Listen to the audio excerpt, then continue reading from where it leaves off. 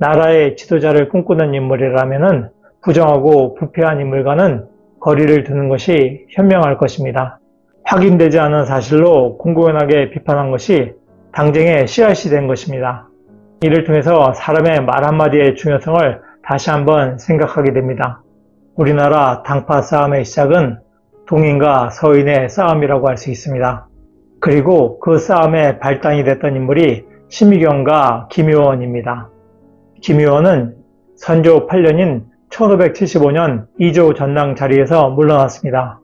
그리고 심의겸이 추천했던 심춘겸을 반대하고 이발을 추천했습니다. 심춘겸이 왕의 외척이라는 이유였습니다.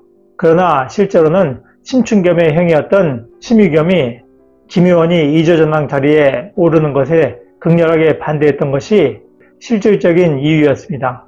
심의겸과 심춘겸은 명종의 왕비였던 인순왕후의 동생들입니다. 명종의 어머니가 문정왕후이고 그 동생이 윤원영이었죠.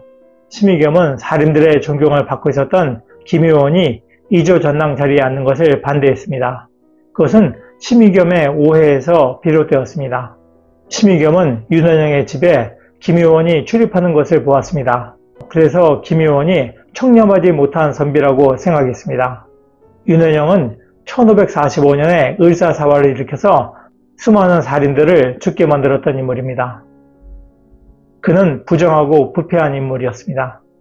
을사사화는 왕위 계승을 둘러싸고 외척들 간에 벌어졌던 다툼이었습니다. 당시 대륜과 소륜이 싸웠는데 대륜을 대표하는 인물이 윤임이었고 소륜을 대표하는 인물이 윤원영이었습니다. 그래서 소륜이 결국 대륜을 몰아내고 정권을 잡게 됩니다. 그리고 그 과정에서 수많은 살인들이 죽게 되죠. 그래서 심의겸은 운반 관료들의 인사권을 행사하는 이조 전당 자리에 김효원이 앉는 것에 반대했습니다. 선비란 모름지기 학문과 인품을 갖추어야 한다. 그런데 김효원은 권신이었던 윤원영의 식객이었다 하면서 김효원을 반대했습니다. 그러나 김효원은 윤원영의 식객이 아니라 윤원영의 사위였던 이조민과 친분이 있었다는 것이 밝혀졌습니다. 그래서 김효원은 1574년에 이조 전당 자리에 올랐습니다. 그런데 다음 해에 김효원이 이조 전당 자리에 물러날 때 심춘겸이 청거되었습니다. 심춘겸은 심의겸의 동생입니다.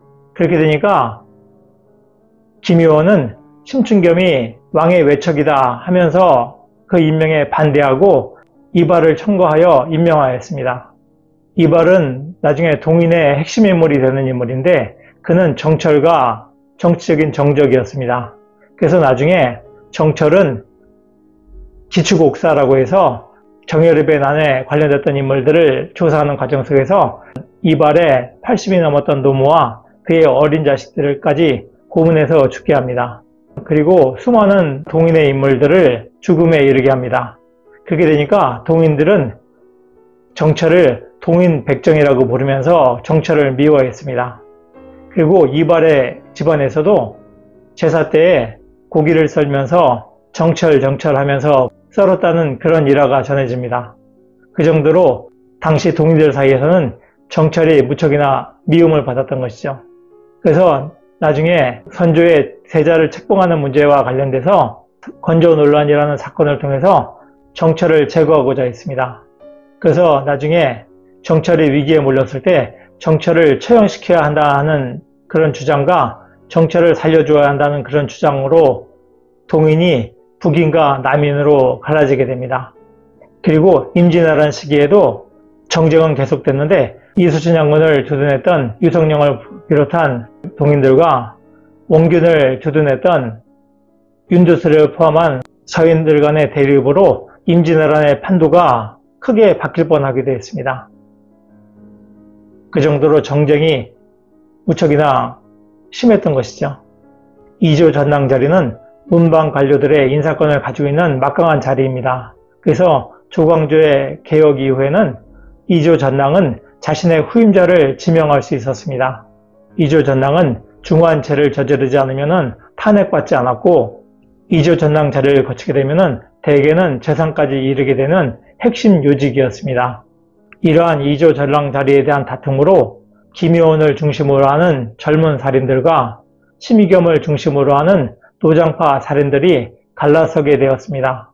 그리하여 도성 동쪽 권천동에 집이 있었던 김효원파를 동인, 도성 서쪽 정동에 집이 있었던 심의겸파를 서인이라고 불렀습니다. 그리고 이후에 동인은 남인과 북인으로, 그리고 서인은 노론과 소론으로 나누어지게 됩니다.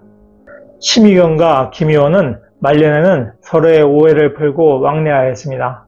그러나 동서로 갈라진 당정은 갈수록 격화되었습니다. 그래서 이의의 중재에도 불구하고 수세기 동안 당쟁이 계속되었습니다.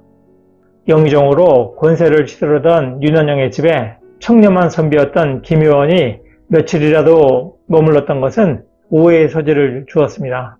그러나 한편으로는 명확하게 알아보지도 않고 김효원을 윤원영의 식객으로 몰아붙였던 심의겸도 경솔했다고 할 수 있습니다. 확인되지 않은 사실로 공공연하게 비판한 것이 당쟁의 씨앗이 된 것입니다. 이를 통해서 사람의 말 한마디의 중요성을 다시 한번 생각하게 됩니다. 한편 윤원영은 탐관오리이자 음모가로서 사람들의 비판을 받던 인물입니다. 그러한 윤원영의 집에 과거 시험을 앞두고서 청렴한 선비였던 김효원이 며칠이나마 머물렀던 것은 아쉬운 부분입니다. 김효원으로서는 오해의 여지를 준 것에 대해서는 비판의 여지가 있습니다. 그를 통해서 많은 논란이 벌어지게 됐던 것입니다.